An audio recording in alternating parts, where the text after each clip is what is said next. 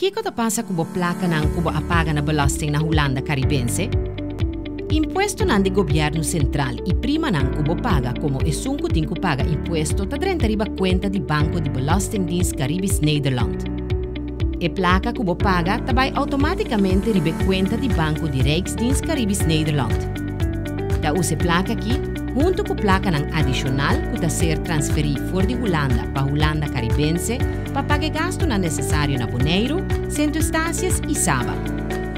Como que a entrada ng impuesto de isla ng no por cobertura gasto ng ta transferir suma ng adicional for de Holanda para Bonaire, Centro Estácias e Saba. No ta manda placa pues de Holanda Caribense para Holanda Europeo, pero solamente de Holanda Europeo para Holanda Caribense.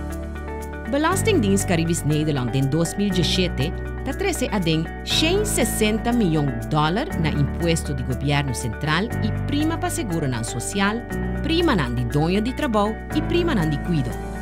Em total, mester de $352 milhões para gasto nan den Holanda Caribense, entre $436 milhões para assina yama vrije uitkering para Holanda Caribense.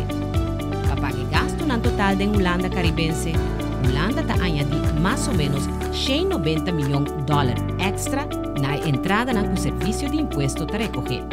Para responsabilizar o fluxo de placa entre Holanda Europeu e Holanda Caribense por meio de presupuesto do governo central, que está apresentado anualmente riba Prinsjesdag, riba de 3 de março e setembro de cada ano.